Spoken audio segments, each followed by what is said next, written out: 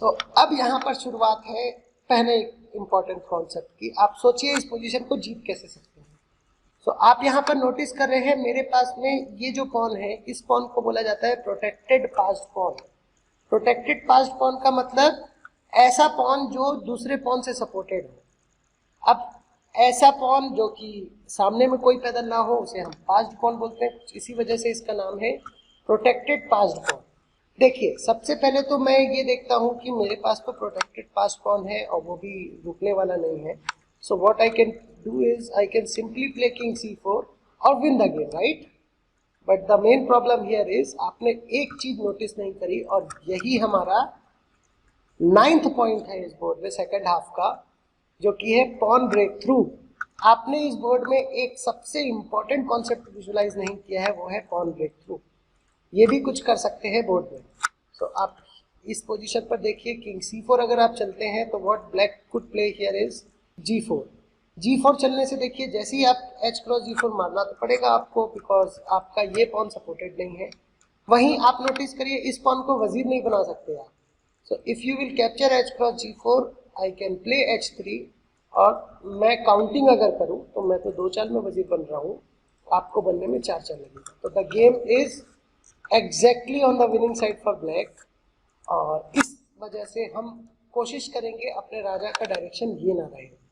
मुझे ये चीज तो पता चल गया कि ये जो राजा है ये इसको छोड़कर नहीं भाग सकता। So what I can do here is मैं इसको ब्लैकमेल करूंगा कि राजा please keep seeing my pawn जब तक मैं कुछ काम करके आता हूँ। मैं पहले ये पॉन ब्रेक थ्रू को रोकता हूँ बाय कमिंग किंग e3। तो ये आता है, I will play let's say if you place king c4। यहाँ पर जैसे ही वो मेरे इस पीछे वाले पॉन को मारने आता है, what I can do here is भाग जाऊंगा मैं अपने पैदल को लेकर। तो आप समझ सकते हैं इस पोजीशन पर किंग b3 मेरा भागना शुरू।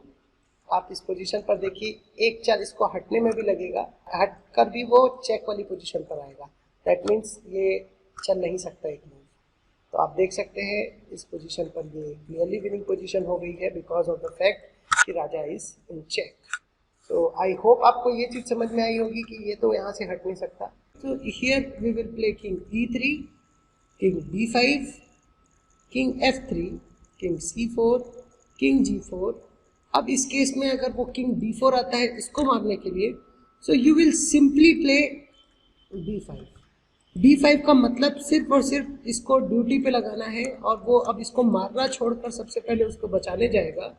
We will simply capture this pawn, और आप नोटिस करिए अगर वो इसको कैप्चर करता है तो we will come here and capture this pawn, और हम इस पॉन को अब क्वीन बना सकते हैं।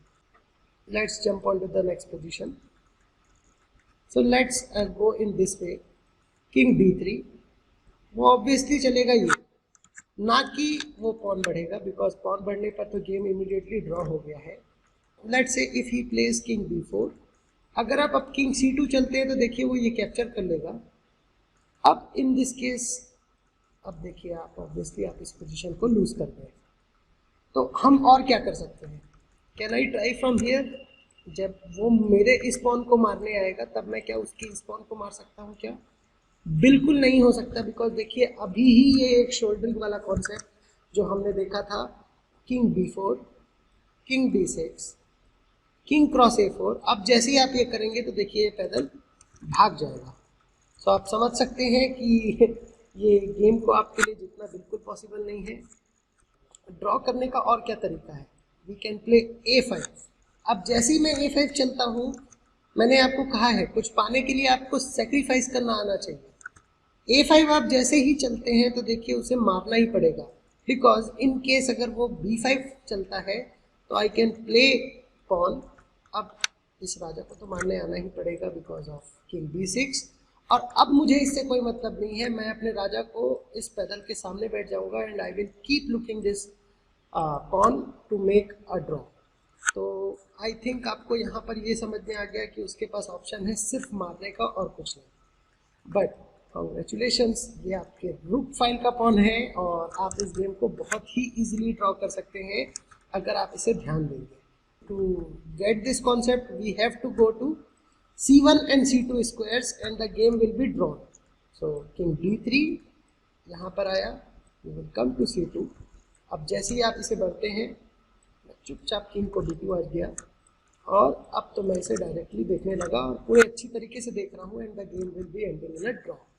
सो आप आई थिंक यहाँ तक आपको अच्छी तरीके से समझ में आ गया। और यहीं पर आता है हमारा बॉक्स रूल, जिसे हम रूल ऑफ स्क्वायर भी कहते हैं। A4, जैसे ही मैंने A4 चलाया यहाँ पर, आप इस पॉन से एक लाइन ड्रॉ करिए, एक डायगोनल लाइन पर अपोनेंट के एंड पॉइंट पर, और उसके यूज करता हुआ ये आपका 2 कॉर्नर हो गया है। नाउ फाइंड 2 मोर कॉर्नर्स। तो ये एक कॉर्नर है और ये एक कॉर्नर, ये मिलाकर आप समझ सकते हैं ये एक स्क्वायर बन रहा है, राइट। अगर इस स्क्वायर के अंदर पर अपोनेंट का किंग रहता है, देन दैट मीन्स कि ये राजा जो है ये इस पॉन को रोक लेगा और आपकी जो रेस होगी आप हार जाएंगे। इसके लिए आपको अपने राजा की मदद लगेगी, जो कि इस केस पर आपको राजा की मदद की जरूरत भी नहीं है। But let's say if I make some changes in the position, I will use a technique to make the changes in the position. देखिए आप कैसे। एंड अब इस पोजीशन पर ब्लैक को प्ले है एंड ब्लैक ने खेला किंग F7। मैंने, आप नोटिस किए होंगे, मैंने कुछ चेंजेस करी है और यही जो चाल है इसी को बोलते हैं ट्रायंगुलेशन। ट्रायंगुलेशन से देखिए मैंने इस पोजीशन की मूव को चेंज कर दी है। I played here king D2, king F7, king E1 और ये आ गई ब्लैक की। तो आप देखिए इस पोजीशन पर किंग F7। अब अगर मान के चलें आप A4 बढ़ते हैं तो आप समझ सकते हैं कि उसे किंग E7 आएगा। और देखिए अब इस पोजीशन पर he is completely in this box because अगली चाल ब्लैक की है और ब्लैक इस बॉक्स पर एंटर कर रहा है। अब दूसरे केस पर हम ये देखते हैं कि क्या इस स्थिति पर I will change my position back to the original one. हाँ, इस पोजीशन पर अभी वाइट की चाल है। ऑब्वियसली मुझे ये दिख गया है, जैसे ही मैं A4 चलता हूँ तो मेरे इस बॉक्स में तो नहीं आ रहा है भाई साहब अपना, सॉरी, इस बॉक्स में अपोनेंट का राजा नहीं आ सकता। मतलब मेरा ये पैदल को वजीर बनाने के लिए अपने राजा की जरूरत नहीं है। बट अब मैं यहाँ पर देखूंगा क्या मैं उसके बॉक्स में हूँ, बिल्कुल हूँ। I am already in his box. So what I will do here is I will simply play A4। अब इन केस अगर वो किंग F7 चलता है तो क्या मुझे अपनी चिंता करने की जरूरत है इस पैदल को मारने के लिए? बिल्कुल नहीं, because I can simply play A5। क्योंकि अगर आप गलती से इस पॉन को मारने चले गए तो the game will end in a draw, क्योंकि अब वो ये चल देगा and now you are in the box. So आप समझ सकते हैं इस स्थिति पर आप ऐसी गलती नहीं कर सकते हैं। दैट्स वाई हमारी सिंपल स्ट्रेटेजी ये रहेगी, हम तब अपने राजा को चलेंगे जब अपोनेंट का पैदल बढ़ेगा। जैसे कि इस स्थिति पर अभी क्योंकि अपोनेंट का राजा चला है तो we will keep playing our pawn move. अगर वो ये चलता है तो we can not play our A6। भले ही इस पोजीशन पर आप देख पा रहे हैं कि इसे चलना पॉन रेस के हिसाब से आप जीत रहे हैं, बट आप ध्यान रखिए इस स्थिति पर आप किंग E1 चलें और जैसे ही आप किंग E1 चलते हैं, जैसे ही आप A6 चलते हैं, अगर इन केस वो H2 चलता है तो आप लेट हो जाएंगे, राइट। तो आप बिल्कुल पॉन को चाल नहीं चल सकते हैं कुछ इस वजह से। You will try to ensure कि आप एक बॉक्स में हैं अभी भी, और जैसे ही वो राजा चलता है तो you will immediately play A6 and you will win the game. So I think आपको बहुत अच्छी तरीके से समझ में आया होगा कि बॉक्स रूल क्या होता है और कैसे आप उसका उपयोग कर सकते हैं एक गेम को जीतने में। ओके, ये एक बहुत ही इंपॉर्टेंट पोजीशन है। यहाँ पर ब्लैक की चाल है, ब्लैक ने चल दिया किंग E8। अब आपकी चाल है what do you play in this position, because आपको क्या लगता है इस गेम का रिजल्ट क्या होगा?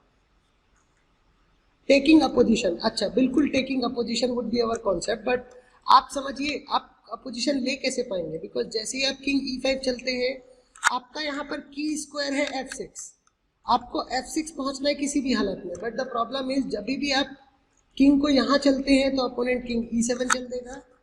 और ऑब्वियसली आप यहाँ तक तो आई गेस समझ पा रहे होंगे कि अगर मैं किंग D6 चलता हूँ तो this would be a draw, because opponent will play E7, आप E8 में जाकर चुपचाप बैठ जाएंगे और अब आपके पास में किंग E6 और the game will end in a stalemate, right. तो इस स्थिति पर ऑब्वियसली ये अप्रोच तो काम नहीं करेगा कुछ इसी वजह से हम प्लान करेंगे E7। अच्छा E7 देखते हैं E7 सही है क्या। E7 वेरी गुड, आपने E7 खेला। अब मेरा तो मर्जी है, बिल्कुल मैं मारता हूं तो आप ये चलेंगे and the game will be a completely winning one because of this one। King E8 चलने पर अगर आप E7 चलते हैं, so E7 चलने पर तो मैं मार रहा हूँ, ठीक है, but I can use another tactic which is, देखिए इसी पोजीशन पर मैं ये सेम पोजीशन लेकर आऊंगा and move will be of black now. King E4, अगर किंग E7 आता है तो I will immediately play king E5 और अब मुझे एंटर करने को मिल रहा है। देखिए सिंपल विन के साथ साथ बहुत सारे और भी कॉन्सेप्ट्स भी बताना बहुत ज़रूरी है, तो आप यहाँ पे ये समझिए कि I will simply play king E4 first, जिससे मैंने देखिए डिस्टेंट पोजीशन लिया, बट आप उसको भी ध्यान मत दीजिए। अभी वो किंग E7 तो नहीं चल सकता, ये पक्का है। He will play king D8 obviously, क्योंकि वो बने रहेगा अपने आप को। आई विल प्ले किंग D4। अब आप नोटिस करिए किंग D4 जैसे ही चला, अपोनेंट के पास में ये चाल है, और that's why I was doing multiple times की use triangulation concept. So what we can do here is king अब यहाँ पर आया, अब आपके पास में फोर्स किंग E7 है। अगर आप किंग D8 चलते हैं तो I will again play king D6 and the game will be winning. तो आई थिंक आप समझ पा रहे हैं कि मैं आपको इस वीडियो में समझाना क्या चाह रहा था। The concept was triangulation. हमने ट्रैंगुलेट कैसे किया, हमने ट्रैंगुलेट इस तरीके से किया, and this is what we are trying to do here. आप इस पोजीशन पर फोर्स करिए, अपोनेंट अगर ये चलता है तो भी आप बिल्कुल ये चल सकते हैं आंख बंद करके, बिकॉज जैसे ही आप किंग E5 चलते हैं तो अपोनेंट E7 आ रहा है। So I will immediately play, let's say if he place king E7 I will immediately play here, but वो मान के चले किंग D8 चलता है तो I will play king D4। If he place king E8 तो मेरे पास तो E5 स्क्वायर कभी भी है जाने के लिए, right. So moving on to the next topic. अब इस पोजीशन पर आप सोचिए क्या राइट टू प्ले एंड आप कैसे इसे अप्रोच कर सकते हैं। What can you do here, H4। आपको पॉन ब्रेक थ्रू ऐसा दिखना चाहिए जो कि एकदम सिंपल हो, और इससे हम बनाएंगे H4 चलने से। देखिए पॉन ब्रेक थ्रू मैंने बनाया इन दोनों पैदल का यूज करके। अब आप नोटिस करेंगे अगर पॉन ये बढ़ता है तो you can immediately capture it, and आपके पास ये जो पॉन आया है दैट मीन्स आप नोटिस करिए, अब इस पॉन को हम बोलते हैं प्रोटेक्टेड पास्ड पॉन। तो ऑब्वियसली प्रोटेक्टेड पास्ड पॉन तो आप बनने नहीं देना चाहेंगे, तो आप इमीडिएटली अगर G क्रॉस H4 मारते हैं, मैं भी G क्रॉस H4 मारता हूँ। यहीं पर हमारा जो अगला पॉइंट है जिसका नाम है outside passed pawn. Outside passed pawn का मतलब होता है ऐसा पॉन भीड़ से दूर हो। तो आप समझ सकते हैं ये पैदल जो है ये शहर से बाहर है, बिकॉज द थिंग इज कि ये जो राजा है इससे पर्सनली अटेंड करने आना पड़ेगा इसे। If he place king E6 so what we can do here is we can simply play this move. अब अगर वो किंग F6 चलता है तो मैं ये चल सकता हूँ। अब वो ये आता है तो देखिए आई हैव किंग E5, जिससे मैं इस पॉन को कैप्चर कर सकता हूँ and I can simply queen my pawn on the F5। So I think आपको समझ में आया होगा आउटसाइड पास्ड पॉन क्या होता है। बहुत ही सिंपल तरीके से, बहुत ही सिंपल तरीके की भाषा में, ऐसा पॉन जो बोर्ड की लड़ाइयों से दूर बैठा हो वो पॉन चेस में आउटसाइड पास पॉन कहलाता है, आउटसाइड पॉन कहलाता है, जिसको अगर आप ऑन एंड गेम पे रखते हैं तो then that means that will give you a clear winning advantage, क्योंकि आउटसाइड पास पॉन को अटेंड करने के लिए हमारे महाराजा धीराज खुद जाएंगे उस पॉन को अटेंड करने के लिए, विच इज बाय हमारा राजा उस समय पर अपना अपोनेंट का जो भी करना चाहे, जो भी लूटना चाहता है वो लूट सकता है। फिलहाल अब अगेन इस पोजीशन पर सोचिए आप क्या कर सकते हैं। पोजीशन एक अपोजिशन की है, सो ऑब्वियसली आपके पास में ज़्यादा कुछ मौके हैं नहीं, आपको इधर या इधर एंटर करना है और अपोनेंट के पॉन्स को मारना है, तभी आप कुछ कर सकते हैं। बट आपको यहाँ पर कुछ ऐसा काम करना पड़ेगा सबसे पहले जिसमें आप एक जुगजुआंग क्रिएट कर सकते हैं। जुगजुआंग का मतलब होता है एक ऐसी स्थिति जिसमें आप आने नहीं चाहते, जैसे कि एक ये पोजीशन की मदद से आपको समझाता हूँ फिर हम वापस आएंगे।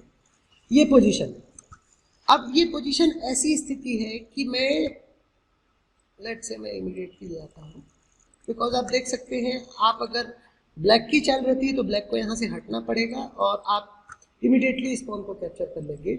वहीं पर अगर व्हाइट की चाल रहती है तो व्हाइट को भी इस जगह से हटना पड़ेगा और immediately pawn will be captured और हटकर ये वजीर बन गया।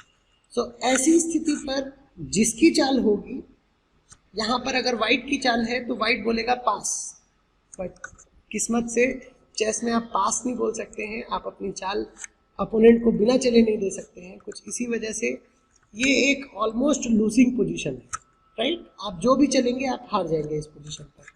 तो इस स्थिति पर मैं वापस आपको पोजीशन पर लेके जाता हूँ। जुग-ज्वांग पोजीशन अगर अपोनेंट को लाद कर दे दे, मतलब अपोनेंट का राजा अगर इधर हटता है, अभी तो ऑब्वियसली नहीं हटेगा, और आप अपने राजा को पीछे लेके जाएंगे तो भी प्रॉब्लम है। तो हम कोशिश करेंगे एक ऐसी स्थिति बनाए कि दोनों पैदल और कोई भी पैदल आपस में एक दूसरे से आगे ना बढ़ पाए। तो ऐसी स्थिति पर अभी सबसे पहले हम एक काम करते हैं, इस तरफ के पॉन को हम बंद करते हैं। आप सबसे पहले ये पॉन बढ़ सकते हैं। अब इस पॉन को बढ़ने से होगा क्या, opponent obviously will play b4, because अगर इस पॉन का जवाब अपोनेंट ये देता है, let's say if he place a4, हम इमीडिएटली इसे कैप्चर कर सकते हैं and we can play a3।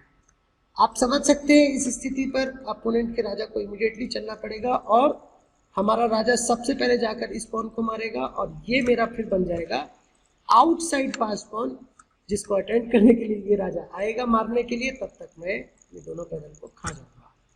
So I think आपको बहुत ही सिंपल तरीके से ये चीज़ समझ में आई होगी कि वो इस तरीके की गलती तो नहीं करने वाला। वो कोशिश करेगा कि आपको भी कोई और ऑप्शन ना दे, ही विल प्ले b4। यहीं पर आता है कॉन्सेप्ट रिजर्व पॉन टेम्पो का।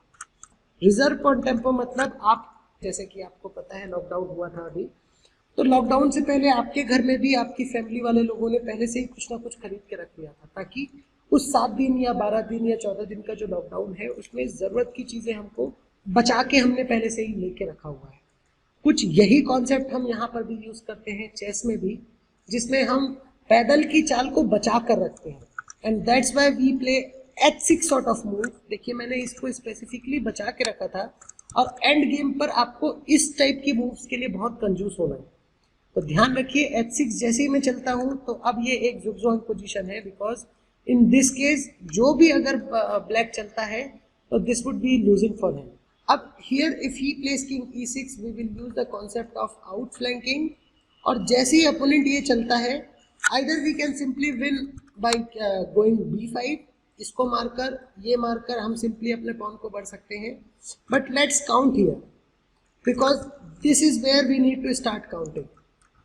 1 2 3, 1 2 3 4 5, मतलब 3 और 5, 8 चाल मुझे लगने वाली है।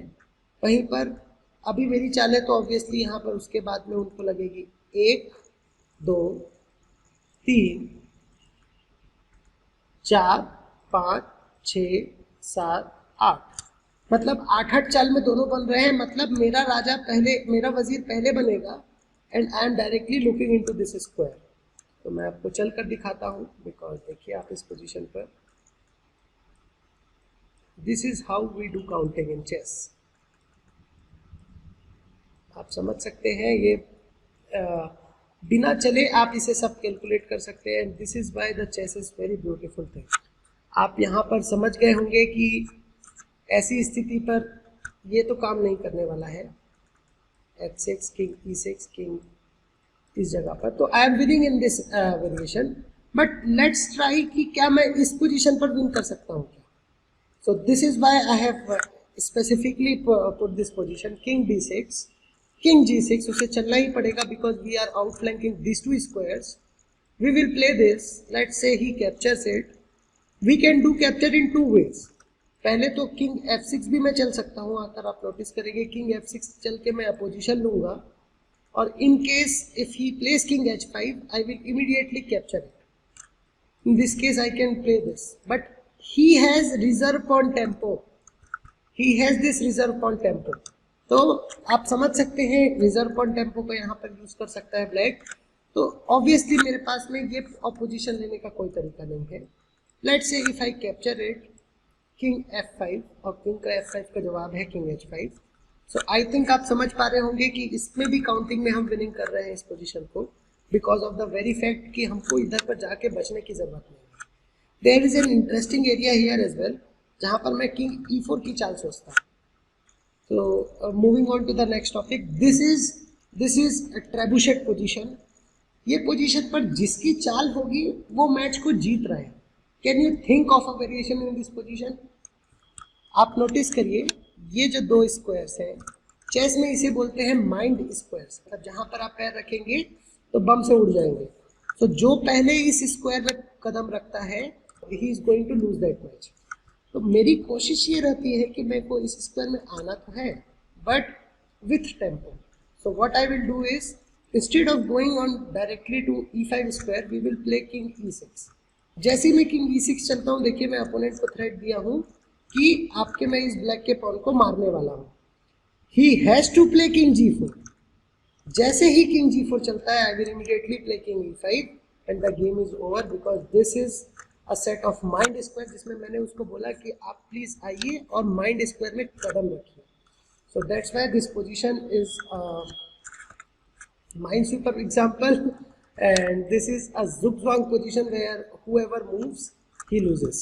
Can you think of this position? Because अब देखिए, अगर इसे बोलते हैं हम डिसकनेक्टेड पॉन्स। फिलहाल आप ये मान के चलिए कि डिसकनेक्टेड पॉन भी एक दूसरे का ख्याल रख सकते हैं, बिकॉज इन केस अगर यहाँ पर वाइट की चाल है और आप अगर इसको मारने जाते हैं तो अपोनेंट इमीडिएटली H2 कर देगा। एंड अब आप देखिए, आपके पास ये स्क्वायर नहीं है, because that has been taken care by इसका साथी। सो ऑब्वियसली आप यहाँ नहीं जा सकते हैं। अगर वो B6 चलता है तो क्या होगा? जैसे ही वो B6 चलता है, आई can play this king B7 move, और यहाँ पर आप नोटिस करेंगे कि तीनों पॉइंट डमी हो गए। अब आपको राजा को चलना पड़ेगा। सो आई थिंक आपको ये समझ में आ रहा है कि राजा चलेगा तो कितनी मुसीबत में आने वाला है। तो D6 is the wrong move. In this case अगर आप C6 चलते हैं, लेट्स से वाइट ने C6 खेला, आप किंग C7 चलते हैं, I can the game will be drawn. But in case आप पैसिव तरीके से खेलने की कोशिश करते हैं and you play king C8, तो I can play this move. और अब यहाँ पर अगर आप ये चलेंगे तो I will give a check, और जैसे ही आप ये चलेंगे I will give a check at A6 square. So in case अगर आप पीछे जाते हैं तो I will play this A7 move, king B7, और मेरे पास में ये वजीर की बेवजह की सेक्रीफाइस है, चेक। सो आई थिंक आपको अच्छी तरीके से समझ में आया होगा कि हम zugzwang कॉन्सेप्ट का कैसे यूज करते हैं। जस्ट थिंक कि इस पोजीशन पर ब्लैक क्या खेल सकता है और मैच को जीत सकता है। जैसे देखिए, इस पोजीशन पर A4, अब A4 चलने से आप नोटिस करेंगे मेरे पास में 3 वर्सेस 2 की लड़ाई हो रही है। आपके इस दोनों पॉन को तो मैं आराम से रोक सकता हूँ, ऑब्वियसली मेरे को इसकी ज़रूरत नहीं है, बट अगर मेरे पास कोई एक अच्छा ब्रेक थ्रू है पोजीशन पर तो I can simply win it. King D4 बिल्कुल उसका अच्छा ट्राई है, C3। इन केस अगर आप ये आते हैं तो ये तो आप मान सकते हैं कि ये गलत चाल है, बिकॉज ऑफ किंग C2 आने पर मेरे पास में A3 जैसी मूव है जो कि अब B2 को प्रोटेक्टेड पास पॉन बना देगी और मैं आराम से जाकर इनको मार सकता हूँ। बट इन केस आपके पास अब फोर्स मूव है ये चलने की, तो आई विल प्ले B3। कुछ वही ऑप्शन मैं इस पैदल के साथ भी रखूंगा, तो you have to capture it by playing A cross B3, और and now I will play A3, which is again a very fine move and the game is simply won। अब ये पोजीशन पर आप नोटिस कर रहे हैं, ये pawn race का आपको लड़ाई दिख रही है। आपको सबसे पहले यहाँ पर ये नोटिस करना है कि वेदर आप इस बॉक्स में हैं या नहीं। बिल्कुल आप हैं, और कुछ यही कॉन्सेप्ट हम यूज करेंगे। तो आपको अपने इस पॉन को देखना है कि ब्लैक का जो बॉक्स है उसमें राजा है क्या? बिल्कुल नहीं है, मतलब आप इस पॉन को बढ़ सकते हैं। इन केस अगर अपोनेंट का पॉन बढ़ता है तो आप अपने राजा को चलेंगे, जिसके बारे में हमने ऑलरेडी डिस्कस कर चुका है। अब यहाँ पर आपको सोचना है फ्लोटिंग बॉक्स रूल के बारे में। फ्लोटिंग बॉक्स रूल का मतलब होता है जब दो पैदल की लड़ाई होती है राजा के साथ में और रेस लगी होती है, तब आप सोचते हैं कि ये दोनों पैदल में से एक पैदल क्या मेरे बिना राजा की मदद के वजीर बन सकता है क्या? So in this case if you will notice, to calculate this thing, आप सबसे पहला काम करेंगे इस पॉन से उठाएंगे और एक डायगोनल खींचेंगे बॉक्स बनाने के लिए। इस पॉन से उठाएंगे, एक डायगोनल खींचेंगे बॉक्स बनाने के लिए। ऑब्वियसली आपका पर्पस इधर नहीं रहेगा, आपका पर्पस इस पॉन और इन दोनों के बीच के लिए रहेगा। अगर ये दोनों के एंड पॉइंट अपोनेंट के 8th रैंक पे मिलते हैं, देन दैट मीन्स कि अपोनेंट का जो राजा है वो इन दोनों पैदल में से किसी एक पैदल को ही मार पाएगा और दूसरे पैदल को रोक नहीं सकता। मतलब फिर से आपको बहुत सिंपल तरीके से एग्जांपल देता हूँ कि इन केस जस्ट इमेजिन करिए कि अगर ये पैदल यहाँ होता, तो here we will draw a line जो कि देखिए 8th रैंक पर नहीं बन रहा है। कुछ इसी वजह से आप अगर इस पोजीशन की बात करेंगे तो ये जो बॉक्स बन रहा है वो है छोटा सा बॉक्स इस स्क्वायर पर, और इस वजह से अपोनेंट का राजा चाहकर भी इन दोनों पॉन को बचा नहीं सकता। इमेजिन करिए ये पॉन यहाँ है, क्या तब बना सकते हैं आप? बिल्कुल। इसके लिए भी ऑब्वियसली आप समझ सकते हैं, अगर यहाँ पर चाल वाइट की है तो बिल्कुल वो दोनों को रोक नहीं पाएगा because of the floating box rule. यहाँ पर उसका जो बॉक्सेस जो मिल रहे हैं वो एंड पॉइंट मिल रहा है 8th रैंक पर। लेट्स कंसीडर कि आपके दो पॉन हैं यहाँ या लेट्स से यहीं पर, क्या अभी भी बॉक्स रूल अप्लाई करेगा और क्या ये राजा रोक पाएगा या नहीं? आप नोटिस करेंगे इस स्थिति पर इनका बॉक्स अभी भी नहीं बन रहा है, एंड दैट्स व्हाई राजा will be able to save those box. So let's say d6 king f6 h6। इस बीच में आपको अपने इधर के भी पॉन को काउंट करना है, बट आप नोटिस करेंगे अगर आप यहाँ पे पॉन रेस लगाते हैं तो 1 1 2 2 एंड 3 प्लस। जब 3 प्लस होता है तो अपोनेंट ये चाल नहीं चल सकता और कुछ इस वजह से मैं बच के इसको अटैक कर दूंगा। So obviously d6 king f6। अब मैं यहाँ पर d7 नहीं चलूंगा, मैं चलूंगा h6। इन केस अगर वो b3 चलता है, मान के चले चलता है वो, तो आई विल प्ले h7। अगर इस स्थिति पर वो किंग को g7 जो कि जाना ही पड़ेगा उसे, तो आई विल प्ले d7। अब अगर वो b2 आता है, मैं चाहूँ तो अपने इस पैदल को वजीर बना सकता हूँ, बट आप नोटिस करिए इसका भी वजीर बनकर मुझे चेक पड़ेगा, जो कि मैं बिल्कुल नहीं चाहूँगा। बट अगर मेरा वजीर बनते साथ चेक पड़ेगा तो I will be winning that game, right? So I will give a check by playing h8 square, h8 equal to q plus. In this case he has to capture it and I will give a check at d8 square and I will win by। So I hope आपको ये position भी समझ में आई होगी बहुत simple तरीके से। Coming to the next puzzle. अब ये जो पोजीशन है ये रेती, एक रिचर्ड रेती एक जाने माने चेस के प्लेयर थे, उनने ये पोजीशन को डिज़ाइन किया था। आप सोचिए इस पोजीशन को आप कैसे ड्रॉ कर सकते हैं। Right to play and draw. अगर आप नोटिस कर पा रहे होंगे बॉक्स के तो मतलब 200-300 किलोमीटर दूर है आप, राइट? वहीं पर अपोनेंट का जो पॉन है वो बॉक्स के एकदम बाकायदा बैठा हुआ है, फिर भी आप इस पोजीशन को मैनेज कर सकते हैं गेम को ड्रॉ करने के लिए। कैन यू थिंक कि आप कैसे ड्रॉ कर सकते हैं? अगर आप यहाँ पर ध्यान से नोटिस करेंगे तो इस पोजीशन पर ऐसा काम हो रहा है कि हम टेम्पो गेन करने का काम करेंगे जब इसको हम बढ़ा रहे हैं। तो हमको अपनी किंग की रेस तो लगानी है इस पॉन के साथ में, हमको जीतना नहीं है ये गेम, बिकॉज जीत तो आप ऑब्वियसली किसी भी हाल में नहीं सकते, बिकॉज अगर वो अपोनेंट चाहे बस ड्रॉ करना तो इमीडिएटली वो ड्रॉ कर सकता है, तो ऑब्वियसली ये तो नहीं हो सकता। अब आइए समझते हैं हम कैसे कर सकते हैं। अगर आप c7 बढ़ते हैं तो अपोनेंट देखिए b7 में किंग ले आएगा और इमीडिएटली मार लेगा और आपका ऑब्वियसली ये पैदल जो है निकल जाएगा। King h7, I will play h4। DDLJ के शाहरुख खान के जैसे भागते रहेंगे वरना इस पॉन के पीछे। तो ऑब्वियसली ये तो बिल्कुल सही अप्रोच नहीं है, बिकॉज कभी भी भागिए टेढ़ा भागिए। सही चाल है किंग g7। देखिए किंग g7 में अपोनेंट ऑब्वियसली h4 चलेगा, उसको तो वजीर बनाना है। I will play king f6।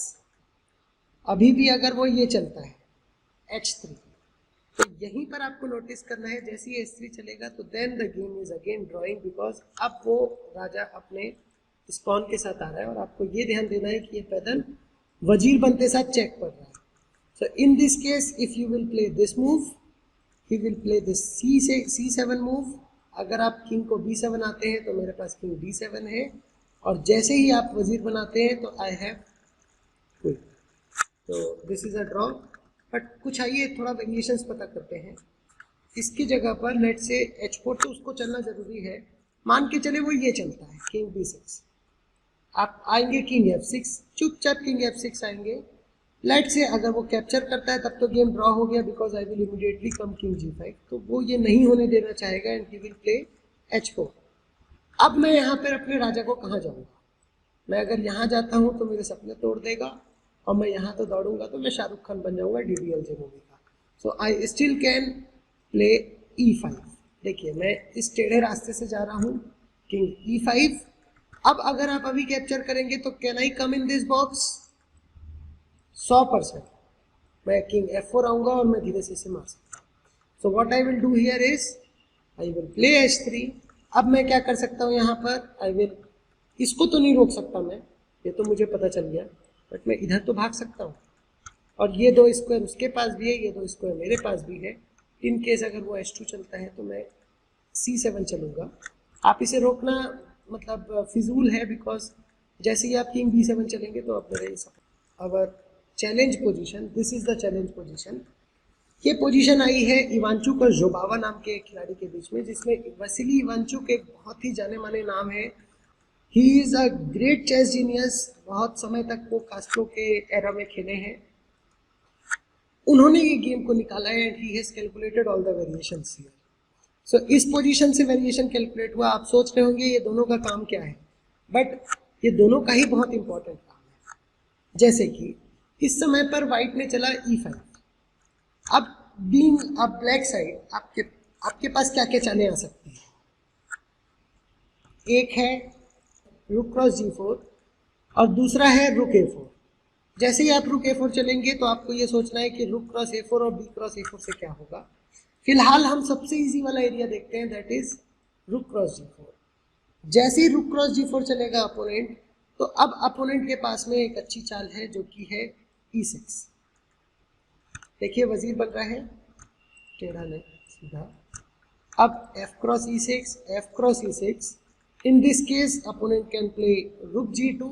अब आपके पास में सिंपल सी चालें हैं, और जैसे ये चलेंगे तो white will draw this position, right.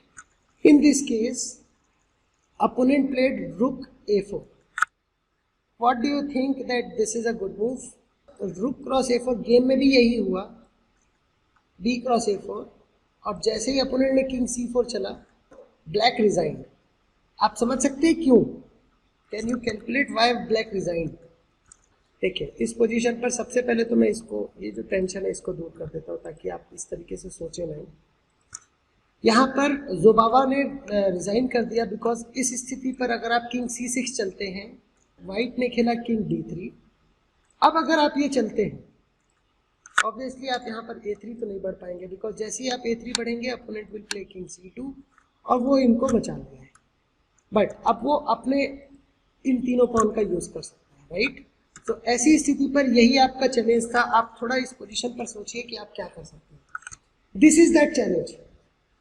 So I think आप ये समझ पा रहे होंगे कि किंग d3 चलूंगा मैं, king d3, king d5, e6, f into e6, f6, king d6, f6 के बाद का आंसर जैसा कि आपने बोला e6, f into e6, f6, बहुत बढ़िया, किंग d6। अब आप क्या खेलेंगे, ये तो इसको बढ़कर ऑब्वियसली किंग e6 आ जाएगा और इसको मान लेंगे तो बॉक्स में है। बट आपको मैं जानकारी के लिए दे दूं, इट इज राइट, बट आपने कंप्लीट सोचा नहीं because of f cross e6, f6, king d6, और यहीं पर आपको यूज करना है फ्लोटिंग बॉक्स रूल का, बिकॉज अब देखिए c4 आ रहा है। ये राजा तो इन दोनों पैदल को रोक ले रहा है, बट ऑब्वियसली पॉन की रेस में ये आगे है।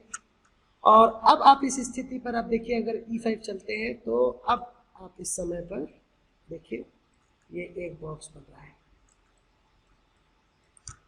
So here white will play c5, आप मार नहीं सकते बिकॉज ऑफ f7, और अब जैसे ही ये चलेंगे white will play c6 and the game is winning. तो आपको कैसा लगा ये एंड गेम मुझे जरूर बताओ।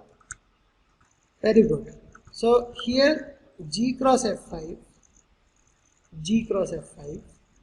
अब यहाँ पर ब्लैक ने खेला रुक f4।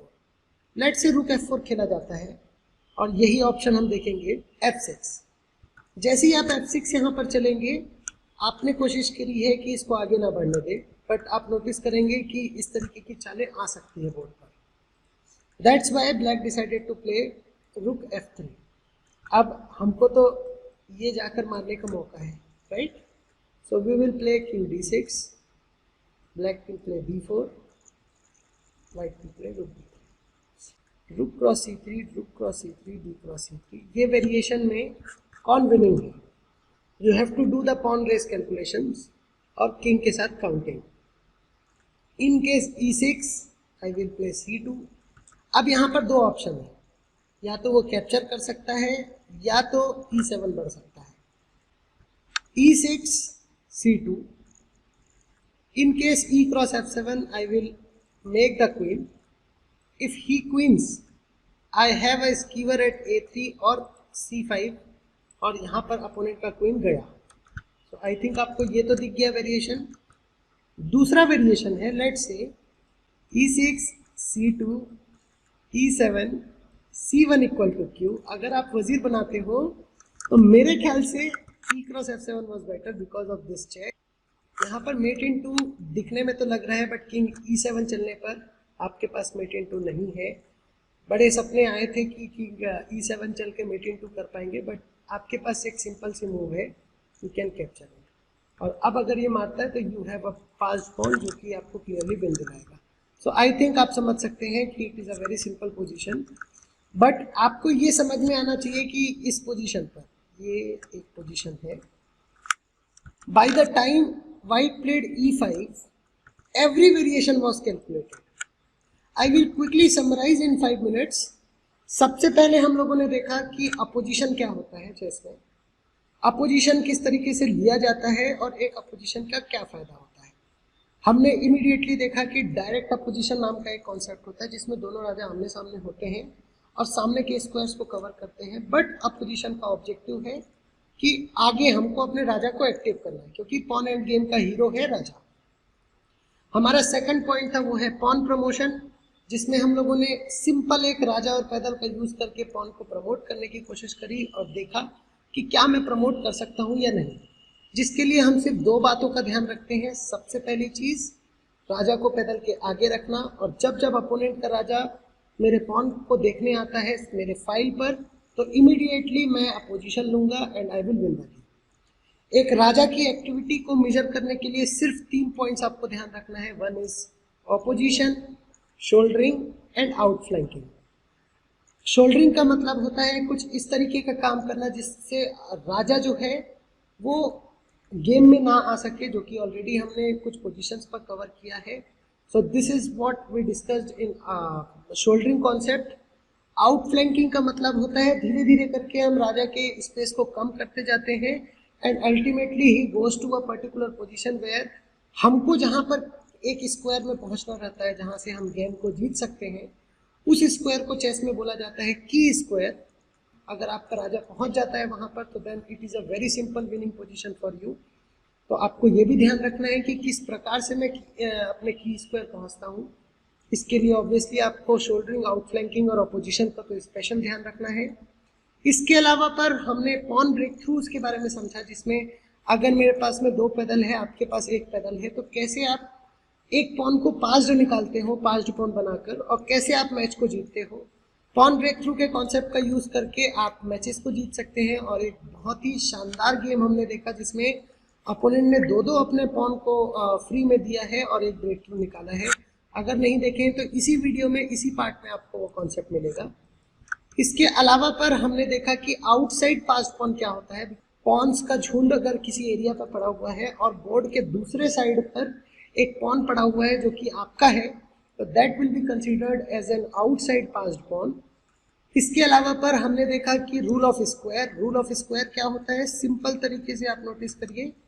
इस पॉन का एक लाइन ड्रॉ करिए एंड तक, और अगर इस बॉक्स में अपोनेंट का राजा बैठा है, मतलब आप इस पॉन को, ये पॉन को अपोनेंट का राजा रोक सकता है.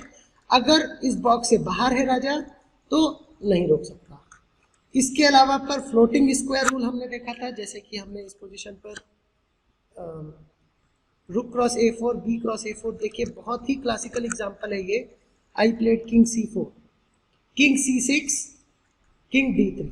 अब किंग d3 का पर्पस ये है कि मैं घूम कर आऊँगा और इसको मार लूँगा, बट मीनवाइल मैं कोशिश ये करूँगा g cross f5, g cross f5. In case if he plays king d5, I will create a pawn breakthrough which I am going to summarize here. If he plays this, I will do a breakthrough like this.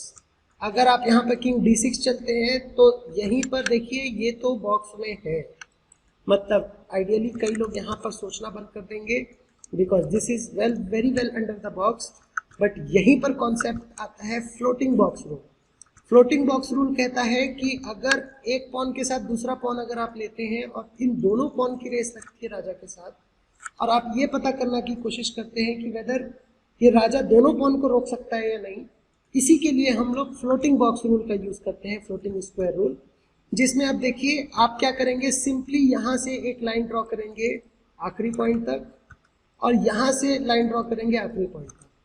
अगर ये दोनों की जो points हैं ये आखिरी मतलब 8th rank या फर्स्ट रैंक पर जाते हैं तो देन दैट मीन्स कि इस पोजीशन को ये राजा नहीं रोक सकता. इसके अलावा पर मैंने देखा था प्रोटेक्टेड पॉन के बारे में. What is a protected pawn?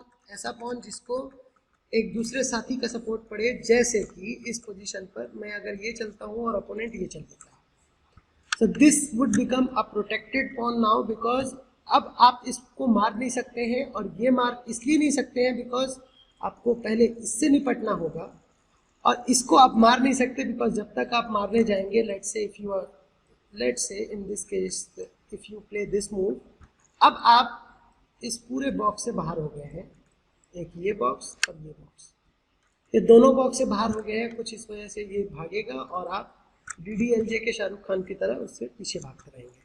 ज़ुग्ज़वांग is a position where जिसकी भी चाल होती है वो उस गेम को टैक्टिकली लूज कर जाता है.